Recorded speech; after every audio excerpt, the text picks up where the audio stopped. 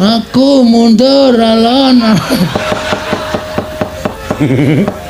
Kowe apal kowe, aku sedira nyetel kowe. Oh.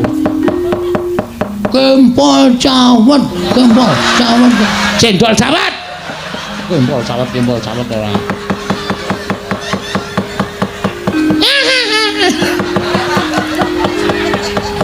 Ibu-ibu le guyu nganti ora kepoyo malah ciraka. Kula ajeng rebut kita wani karo para Jawata sing tak wedeni awakmu. Bagong sabar men, meneng men. Ora tak peksa ngene iki ora rampung-rampung. Sampeyan ora maringke, kula munggah ning kayangan tak bedol wite. Ben dewa do ngelih kabeh. Ora mangan plemer tangga jiwa jambu diponirmala. Ulun jabut nyawa kita. Jabutan ora wedi aku. Untu lore tak jabute kok ming nyawa dijabut. Aku wedi ora wedi. Metu njaba ayo, piye? Metu njaba. Weh, lah dewa ngajari ora apik kowe. Hah? Dewa ngajari ora apik. Nek wis sah, wis resmi iki ditokke jero.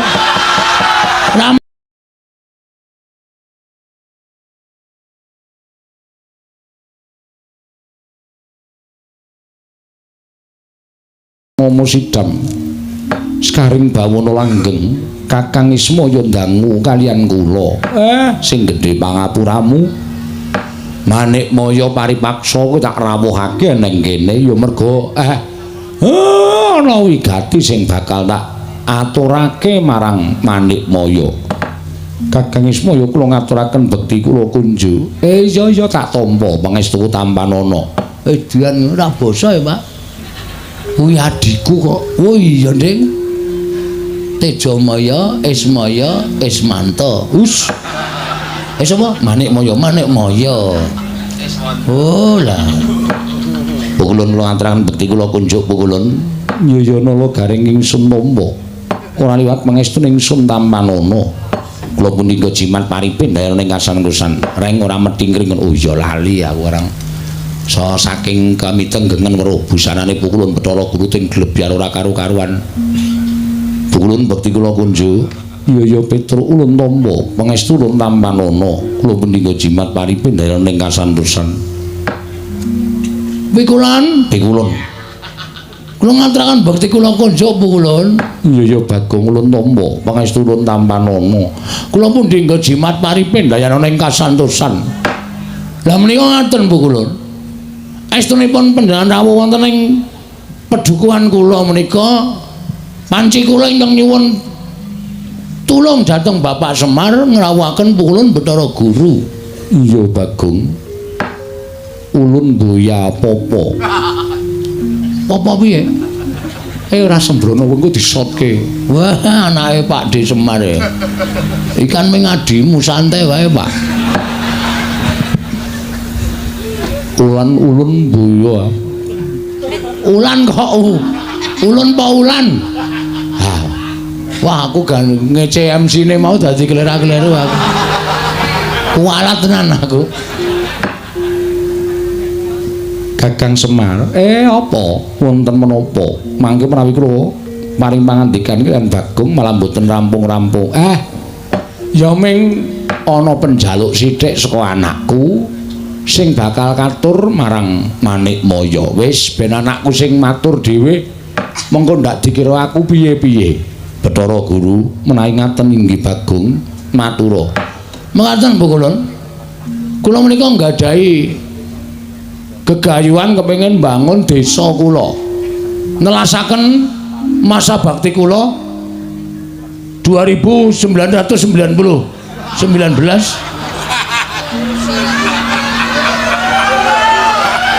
mau ya kleru ta Pak? Dadi lurah kok suwe men pirang-pirang abad. 1919 edan tenan. Aku iki wong lahir wis metu wudel Pak. Apa iya sak ngisore sithik. Dapure ora. Ngaten nggih Pukulun? Iya Bagong. Kula kepengin bangun dusun kula niki. Ning kula niku entuk sasmitaning gaib. Sing nalika semanten kula nglampahi sari naritis sesemek ron Rajamala Abebantal Bata Sarembak. Gayane iki lho. Kowe turu nang tritisan ki tritisan ngendi? Wong tritisanmu tok nang kandang pitik ngono kok. Ha ning dhuwur kandang pitik. Oh. Sing penting nek nang tritisan. Ento sasmitain gaib. Sasmita gaib. Sasmita gaib bilih saged rancak napa sing kula lakoni menawi dusun kula menika dipun tumbali. Ditumbali apa Bagong? Sepisan ing winastan pelem arum manis. Kok wis malik iki piye? Pelem apa? Arum manis. Pelem arum manis kok dadak ngrawuhke Bathara. Wis jendeng lali aku. Wong bloon tenan.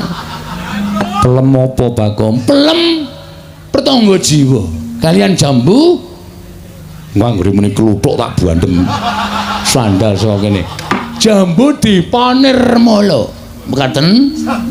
Monggo menika cukulipun ngendikanipun Bapak namung wonten ing Kayangan Surabaya. Suralaya. Papan pelengganipun Pukulun Bathara Guru. Mila Bapak timilu tumuli ngrawuhaken Bathara Guru rawuh wonten ing pring apus menika ingkang saderma saperlu kula aturaken menapa ing dados panuwun kula dhateng Pukulun Bathara Guru supados maringana mboten ketang ingkang pentil. Gong cangkeme kuwi lho sing urung gedhe kuwi lho. Aku iki pikiranmu sing bosok terus. Pelem ki nak cilik pelem pentil. Heeh ya. Ingkang alit waton saged dipun dadosaken tumbal ban wonten ing pedusunan pring apus mriki kalian jambu dipanirmala Pukulun.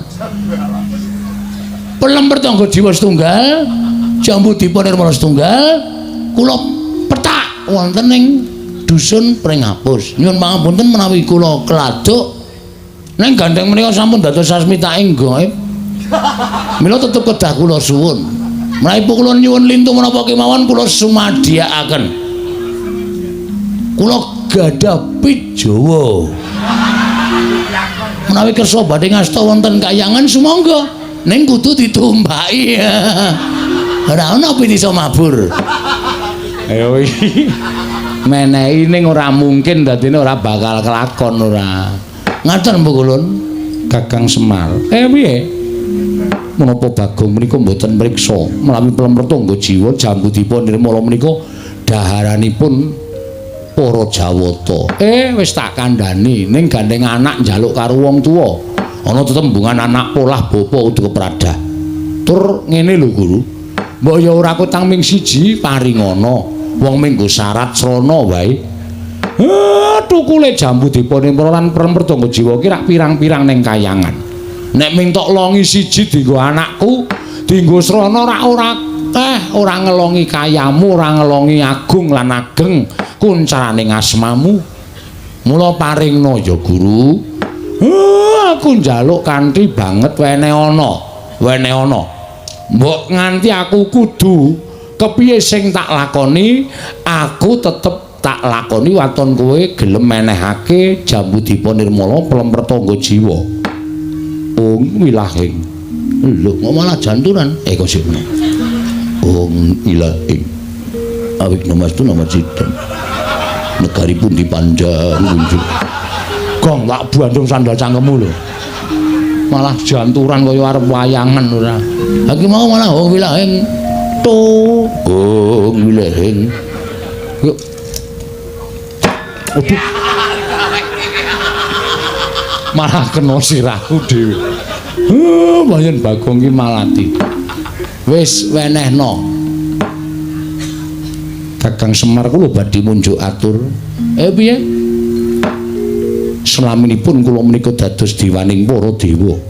Slaminipun kula menika dados nalindraning jawata sedaya titah wonten ing jagat menika sami nyembah kaliyan kula. Namung imanipun wonten titah setunggal ingkang dereng nate nyembah kaliyan kula. Kula kepengin titah menika keparenga sakmangke nyembah dhateng kula. Lan badhe kula paringaken mrepangga jimba lan jambu dipa nirmala. Sapa sing ora nyembah karo kowe lan kudu nyembah karo kowe? Mengko wonge kuwi tak paranane. Wonge kuwi tak paranane, tak dawuhi supaya nyembah karo kowe, jer nyembah karo dewaning para dewa kuwi wis sak mestine. Ingkang dereng nyembah kaliyan kula namung Kakang Semar.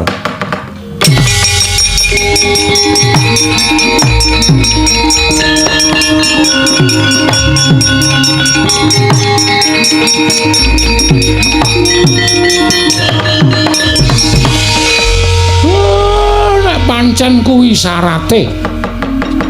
Nadan aku kudu nglesot ning ngarepmu, tak lakonane. Ben apa sing dadi penjangkane anakku iso kelakon. Jangan, Pak. Aja. Bagong, men apa sing tok karepke kelakon? Aku sing ora entuk. Aku ora tegel bapak klesotan ning ngarepe Bathara Guru. Bathara Guru kuwi adimu ta? Aja. Wis Pak ora apa-apa. Aku ora diwenehi jambu dipa nirmala ora masalah. Kowe ngerti to, aku duwe kepinteran nyolong. Wis rasah njaluk colonge kayangan. Angel sole kayangan kuwi rapet-rapet to kaya apa rengsang ulinggis. Arep babah kaya mbiyen. Ora iso kayangan kok dibabah ki ora iso. Setro, aku mangkel iki ora jandruk. Mangkel piye? Wis aku lara ati aku. Karo ngendikane Bathara Guru sing tledhak ning bareng tekan pungkasane padha nyocok nang rasa. Gong, iki dewa lho. Wis ngerti aku apa ngene bakul bakso. Aja kurang ajar ora sak penakmu dhewe. Wis men. Arep dewa iki nek sak kepenake dhewe bapak kok nyembah. Aku ora etuk. Aku ora mentolo, Tru. Aku jane yo ngrasake lara atiku, Gong. Oh jagat ki dadi paseksen. Nek bapake kakane Bathara Guru, tata krama ya tata krama ning ora kaya ngono kuwi. Nuwun sewu lho pikulan. Pikulun. Kita arep apa, Bagong? Pun kula mboten njaluk jambu dipa nirmala, mboten njaluk pelem dipa nirmala jambu pertangga jiwa. Lho, kuwalik. Wis men.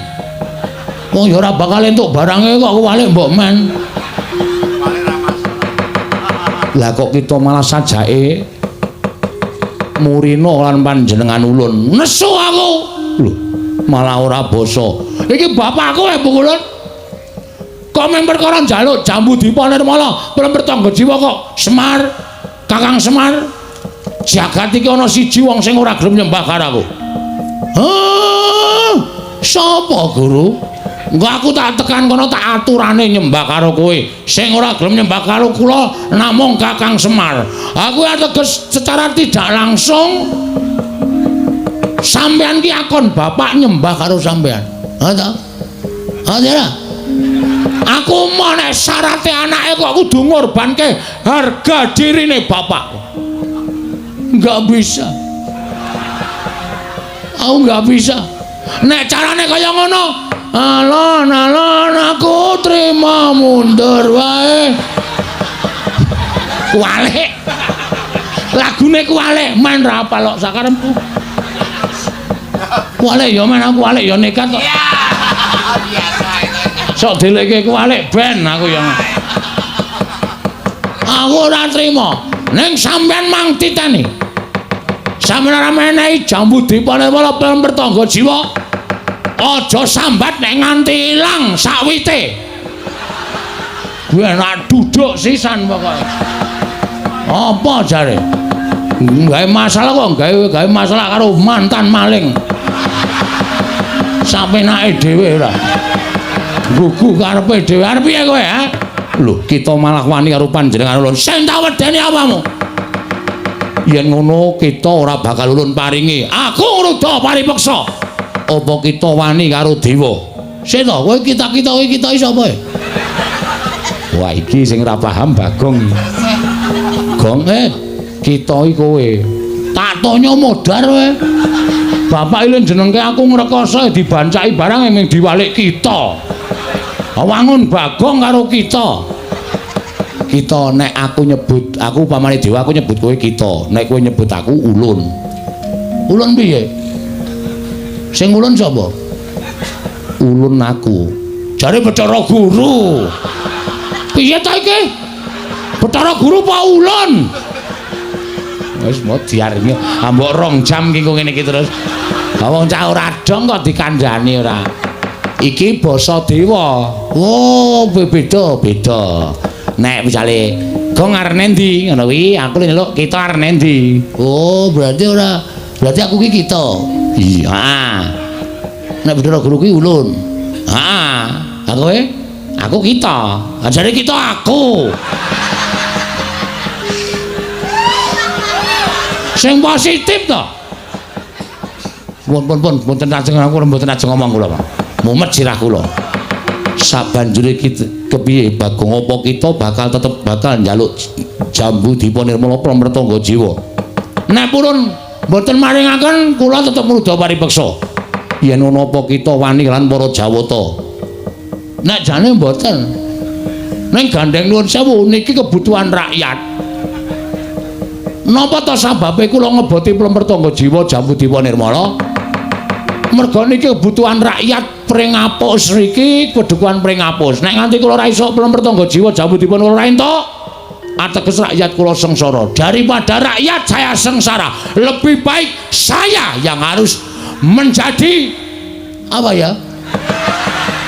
Korban demi kesejahteraan rakyat. Wah, jangan tepuk tangan. Apa gunanya tepuk tangan tanpa saweran?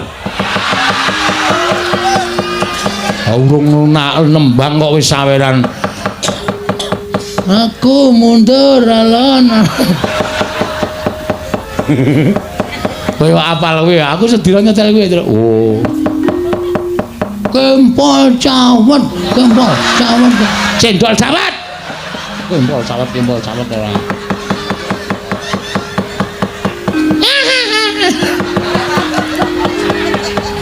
Ibu-ibu le guyu nganti ora kepoyo malah ciraka. Kula ajeng rebut kita wani karo para Jawata sing tak wedeni awakmu. Bagong sabar men, meneng men. Ora tak peksa ngene iki ora rampung-rampung. Sampeyan ora maringke kula munggah ning kayangan tak bedol wite. Ben dewa do ngelih kabeh. Ora mangan pramrtangga jiwa jambu dipunirmala. Ulun jabut nyawa kita. Jabutan ora wedi aku. Untu lara tak jabute kok ming nyawa dijabut. Aku wedi ora wedi. Metu njaba yo, piye? Metu njaba. Weh, lah dewa ngajari ora apik kowe. Hah? Dewa ngajari ora apik. Nek wis sah, wis resmi iki ditokke jero. Ora metu njaba. Oh, kurang ajar kowe ra.